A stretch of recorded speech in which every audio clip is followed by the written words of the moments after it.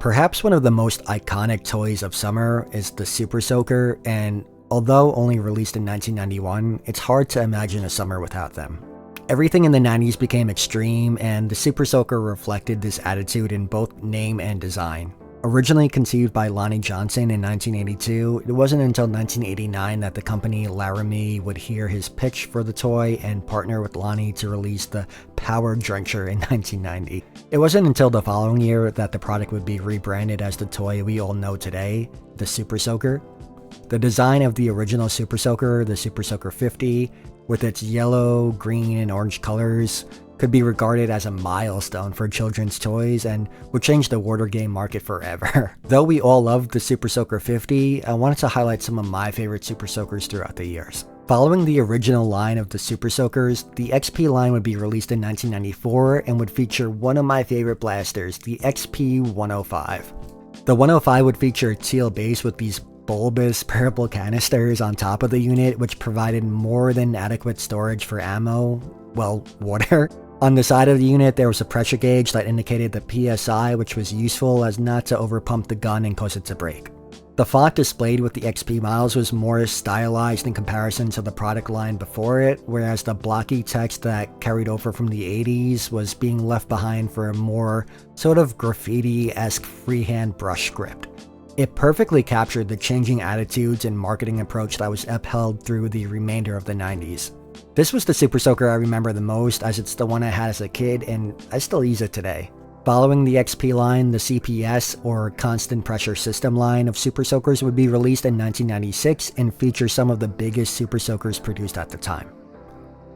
In particular, the CPS 3000 was quite an impressive model, and at that time likely measured half the size of me comparatively. It was truly a massive water gun with a water reservoir in the form of a backpack which held 2 gallons of water. It also featured 4 different spray modes through the rotating barrel, allowing you to choose from ejecting 5 times the amount of water, 10 times, 20 times, and a typhoon blast.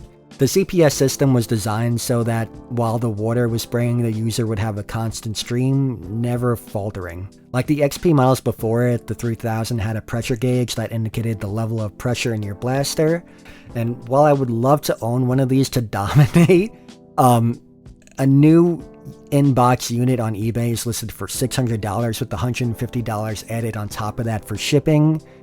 I mean, remember, this thing is massive, and I just can't imagine spending that much money on a water gun, but really cool and would be cool to own one day for the right price. Following the CPS line of Super Soakers, the Supercharger series was released just at the end of the 90s in 1999. The Supercharger series was similar to that of the CPS with a few upgrades like the Quick Fill device, or QFD. The QFD was an accessory that allowed you to fill your Super Soakers at a faster than normal rate by attaching the QFD to your guarding hose, then inserting your blaster into the QFD. Out of the Supercharger series, the one model that stood out to me the most was the Power Pack.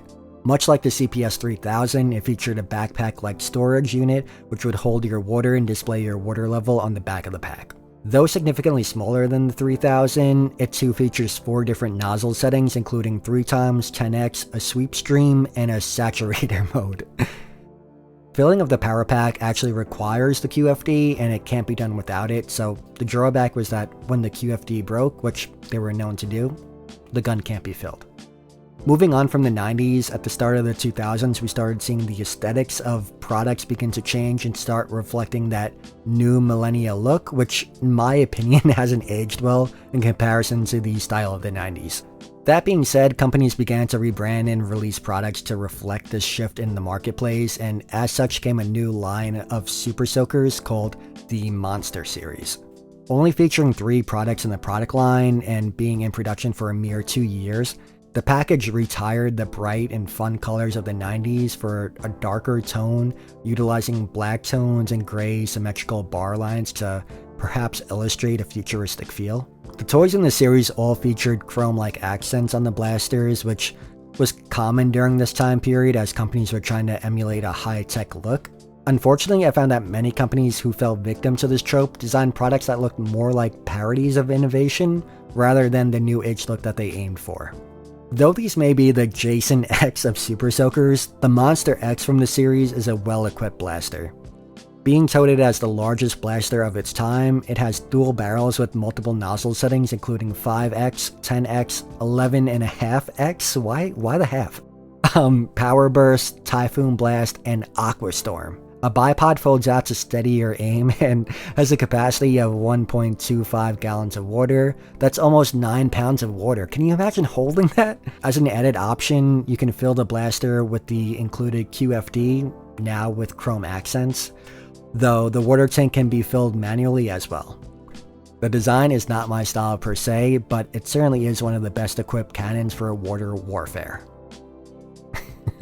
So guys, that's all I got. Tell me, what was your favorite Super Soaker that you guys had as a kid? Is there any that you guys would still like to have today? That CPS 3000 is pretty awesome. But I'm telling you, the XP 105, it's lightweight, holds a lot of water, and shoots a great stream.